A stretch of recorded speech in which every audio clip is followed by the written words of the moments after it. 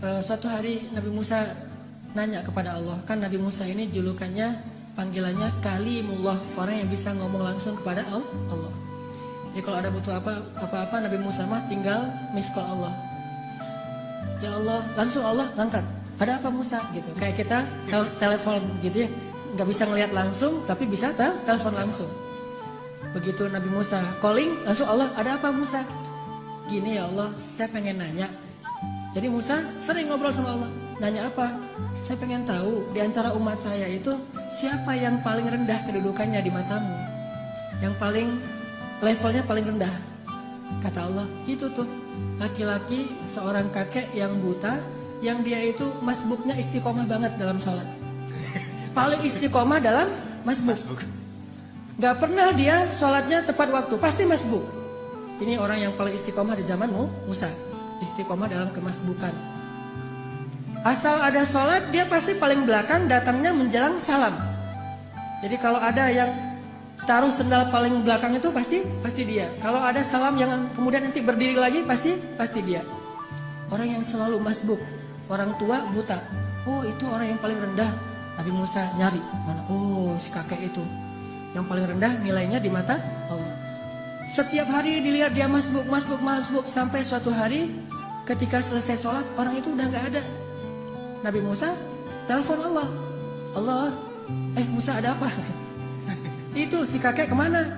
Kok nggak datang? Kata Allah, dia sudah meninggal dan sekarang ada di dalam surga. Nabi Musa heran, ya Allah, gimana ceritanya tuh kakek yang nilainya paling rendah, yang gak ada apa-apanya, yang masbuk sejati, tiba-tiba masuk surga sejak dia meninggal. Apa yang terjadi ya Allah? Allah bilang, ya Musa, suatu hari ketika kakek ini keluar dari masjid, dari tempat ibadah, dia jalan kemudian kesesat, gara-gara dia buta, sampai di sebuah tanah yang lapang. Dia menemui seorang laki-laki, kemudian dia bertanya, saya ada di mana sekarang? Laki-laki itu mengatakan, ini kamu sedang berada di tanah lapang, di sebuah lapangan, di sebuah alun-alun. Kemudian kakek ini mengatakan, tidak, sesungguhnya rahmat Allah lebih luas daripada segalanya. Kamu berada di tanah yang luas? Kata dia, tidak, rahmat Allah yang lebih luas. Hanya karena itu, kemudian Allah mengatakan, wahai Musa, sesungguhnya rahmatku mendahului kemarahanku. Sehingga dia masuk surga hanya dengan kalimat sesungguhnya rahmat Allah lebih luas. Makanya kalau kita nge-tag Allah, nge-mention Allah, libatkan Allah dalam urusan kita, selalu beruntung. Bayangin sekedar mengatakan subhanallahi wa bihamdi subhanallahil azim. Langsung Allah sediakan pohon-pohon kurma yang sangat banyak di dalam surga. Begitu kita baca la haula wala quwata illa billah, Allah sediakan kunuz, harta yang ditaruh di dalam sebuah box yang sangat besar, disimpan di bawah arasy Allah Subhanahu wa taala. Mudah sekali. Karena kalau kita melibatkan Allah, yuridullahu bikumul yusra wa la yuridu bikumul usra. Salah kalau orang bilang, aduh gak usah bawa-bawa Allah lah, jadi susah. Enggak. Justru kalau kita bawa-bawa Allah jadi mudah. Karena Allah itu pada dasarnya pengen memudahkan kita, enggak pengen nyusahin kita. Yuridullahu bikumul yusra wa la yuridu bikumul usra. La yukallifullahu nafsan illa wus'aha. Sampai ketika turun ayat ittaqullaha haqqa tuqatih, bertakwalah kepada Allah sebenar-benar takwa. Para sahabat kemudian ngeluh, ya Rasulullah kami enggak sanggup kalau sebenar-benar takwa. Terus gimana? Turun lagi ayat di surat At-Taghabun, fattaqullaha mastata'tum. Kalau enggak bisa sebenar-benar takwa, ya udah bertakwa semampu kalian aja. Coba lihat. Allah memudahkan urusan hambanya. Sehingga kalau kita melibatkan Allah, maka insya Allah Allah akan memudahkan urusan kita. Kisah lagi, mungkin ada 2 atau 3 kisah lagi. Bukti bahwa kalau kita melibatkan Allah itu mudah. Ada seorang nenek di zaman Nabi Musa, sudah menikah sekian puluh tahun belum dikaruniai anak. Datang kepada Nabi Musa, ya Nabi Allah, ada apa nek? Saya mau minta tolong. Ya, saya itu udah nikah sekian tahun tapi belum dikaruniai anak. Sedangkan engkau bisa bicara langsung dengan Allah. Boleh nggak saya minta tolong? Minta dong ke Allah, ya Allah beri saya 1 orang anak saja. Oh baik nek, nggih gitu kata Nabi Musa. Telepon, ya Allah. Allah bilang, ada apa Musa? Ini nih, Ada nenek-nenek minta diberikan anak 1 orang aja katanya, karena dia tidak punya keturunan. Apa kata Allah? Ya Musa, bilang kepada nenek itu bahwa takdirnya dia tidak akan punya anak. Itu sudah takdir. Kemudian Nabi Musa bilang, Nek, sabar ya. Kata Allah, oh ya, udah ada jawaban dari Allah, udah ada. Gimana jawabannya? Takdir nenek mah gak akan punya anak. Oh gitu, ya sudah, assalamualaikum, waalaikumsalam, pulang. Sepanjang jalan sampai di rumah dia mengatakan, ya Rahim, ya Rahim. Memang takdir saya tidak akan punya anak, tetapi Engkau Maha Rahim, beri saya anak, ya Rahim. Jadi dia ngeyel gitu. Terus saja minta sama Allah dengan bahasa yang lembut, ya Rahim, ya Rahim. Besok datang lagi ketemu Nabi Musa, assalamualaikum, waalaikumsalam. Nenek yang kemarin, ada apa nek? Gitu. Sama Nabi Musa masih yang kemarin gitu. Apaan? Minta dong ke Allah lagi supaya dikasih anak. Lah kan udah kemarin katanya takdirnya gak akan punya anak. Siapa tahu sekarang berubah. Ini nenek nih. Sikoh billah, yakin banget sama Allah. Karena gak mau ngecewain, walaupun Nabi Musa juga udah tahu takdirnya kayak gitu. Ya udah, Nabi Musa telepon lagi. Ya Allah, ini si nenek yang kemarin. Oh ya Musa, jawab aja kayak kemarin. Bahwa dia gak akan punya anak. Nek, saya bilang juga apa? Takdirnya nenek gak akan punya anak. Udah bersabar aja. Oh gitu ya, ya udah, assalamualaikum, waalaikumsalam, ya Rahim, ya Rahim. Terus aja gitu. Datang lagi nenek yang sama, nek, sama jawabannya. Belum ngomong juga udah dikasih tahu jawaban.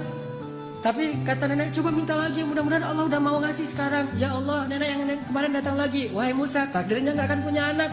Nek, memang udah takdirnya kayak gitu. Sabar aja. Gimana tuh caranya nek? Udah takdir Allah gak akan bisa dirubah. Oh gitu, ya Rahim, ya Rahim. Pulang terus. Setelah sekian lama gak datang-datang. Setelah beberapa bulan akhirnya dia datang bawa bayi. Gendong bayi datang ke Nabi Musa. Assalamualaikum gitu. Waalaikumsalam. Nenek yang dulu. Ya, terus itu siapa? Anak. Anak siapa? Anak saya. Hah? Ya Allah, ini ceritanya gimana nih? Kok bisa nih nenek punya anak? Nabi Musa nelpon Allah. Gimana nih ceritanya nenek yang takdirnya gak bakalan punya anak tiba-tiba bawa bayi? Kata Allah, ya Musa, setiap kali saya bilang takdirnya gak punya anak, dia bilang ya Rahim, ya Rahim. Dibilang lagi gak punya anak, dia bilang ya Rahim, ya Rahim. Wahai Musa, ketahuilah sesungguhnya rahmat saya mendahului takdir.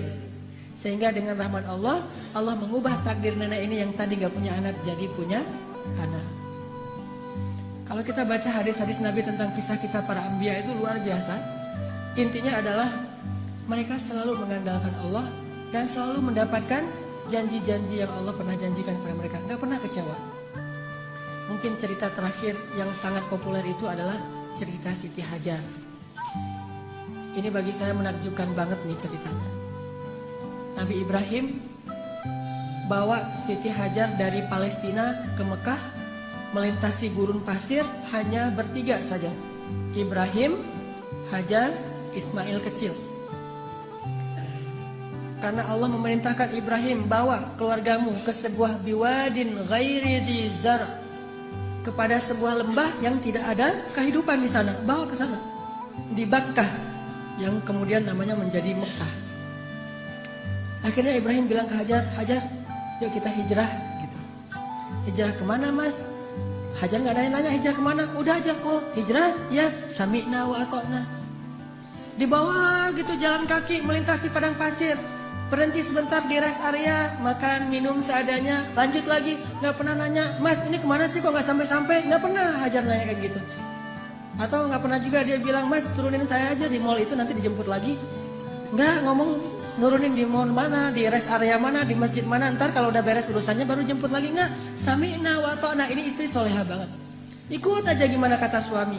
Sampai udah di lembah yang tandus, baru Ibrahim mengatakan, ya Hajar, disinilah tempat yang dijanjikan. Tinggallah kita di sini. Ya siap, sami'na wa ta'na. Tinggal bikin tenda kecil untuk bayinya. Hari kedua setelah tinggal di situ, baru Ibrahim bilang, ya Hajar, saya akan kembali ke Palestina. Tinggallah kalian di sini. Baru setelah sekian lama Hajar diam, kali ini Hajar udah gak kuat untuk diam. Baru dia nanya, ya Ibrahim, engkau tinggalkan kami di sini bersama seorang bayi dan tidak ada siapa-siapa, bahkan air dan kehidupan pun tidak ada di sini. Wahai Ibrahim, bagaimana engkau akan tinggalkan kami? Ibrahim gak tega untuk menjawab. Akhirnya Ibrahim pergi aja tanpa berbicara. Karena Ibrahim pergi, akhirnya Hajar mengganti pertanyaannya. Dan pertanyaan kedua ini lebih benar dari pertanyaan pertama. Kalau pertanyaan pertama, gimana engkau meninggalkan kami sendiri? Pertanyaan yang keduanya adalah Hajar tanya kepada Ibrahim, ya Ibrahim, Allahu amaraka bihada? Apakah Allah yang menyuruhmu melakukan ini? Ibrahim mengangguk, ya ini perintah Allah. Apa kata-kata Hajar? La yudayyi'anallahu idzan. Kalau begitu pergilah wahai suamiku, Allah tidak akan mengecewakan kami. Ini namanya keep the faith. Kalau udah libatin Allah, berubah semuanya. Kalau tadi khawatir, galau, sedih, takut, tapi begitu nanya Allahu amaraka bihada, yang menyuruh kamu melakukan ini wahai Ibrahim? Ya kata Ibrahim, la yudayyi'anallahu idzan. Kalau gitu pergilah wahai suamiku, Allah tidak akan mengecewakan kami. Jadi kalau ada suami pergi tiba-tiba, kemana mas? Itu pertanyaannya salah, nggak usah dijawab. Tapi kalau nanyanya, mas ini Allah yang nyuruh, ya oh pergi aja. Gak apa-apa juga sebulan, setahun, Allah tidak akan mengecewakan kami. Kemana ternyata? Ikut taklim, ikut mungkin ada itikaf di mana. Kalau Allah yang nyuruh, maka istri akan tenang. Tapi kalau bukan Allah yang nyuruh, ini kenapa mas kok pergi? Allah yang nyuruh, bukan tuntutan sosial media. Ada yang lagi harus saya selesaikan, ada yang jadi selebgram, saya pengen deketin. Nah, ini baru namanya perlu khawatir. Tapi kalau Allah yang nyuruh, insya Allah aman. Pergilah Mbak Ibrahim, Allah gak akan ngecewain kamu. Ibrahim pergi, kemudian kita tahu adegannya, ternyata kehabisan air, Ismail nangis-nangis, Hajar lari antara Safa dan Marwah. Allah gak mengecewakan mereka dan memberikan air yang tidak pernah berhenti mengalir sampai hari ini. Dan itu air mukjizat banget loh. Gimana mukjizat? Kalau lagi banyak jamaah haji atau umroh di Mekah, air itu tidak akan kekurangan. Setiap hari orang minum air Zam-Zam. Kalau saya lagi umroh tuh selain minum, bahkan setiap hari dibawa dalam botol aqua. Kita kalau pergi ke masjid itu bawa botol aqua kan ya, terus ngisi air Zam-Zam. Di dalam hotel kita nggak pernah minum air aqua dari hotel, selalu minum Zam-Zam yang dibawa dari masjid. Bayangin, dalam sehari 5 kali orang membawa air Zam-Zam setiap waktu sholat, dan jumlah jamaahnya itu bisa sampai 3 juta kalau musim haji. Lalu ketika mereka pulang, mereka membawa minimal 5 liter air Zam-Zam di seluruh dunia, sebanyak 3 juta orang. Air Zam-Zam tidak mengering, keluar sebanyak-banyak yang dibutuhkan. Tapi begitu haji selesai, umrah belum dibuka, Mekah sepi. Tidak ada yang umrah kecuali orang lokal saja. Paling-paling ratusan orang, tidak sampai 1000 orang.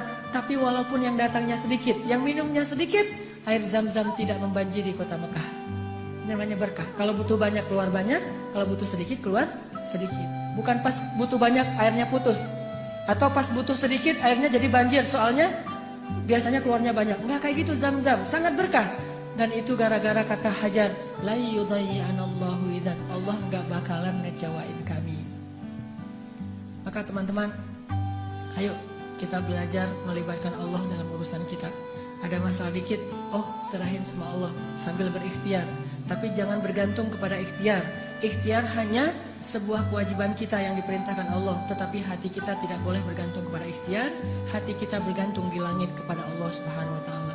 Andalkan Allah, maka kita tidak akan kecewa insya Allah.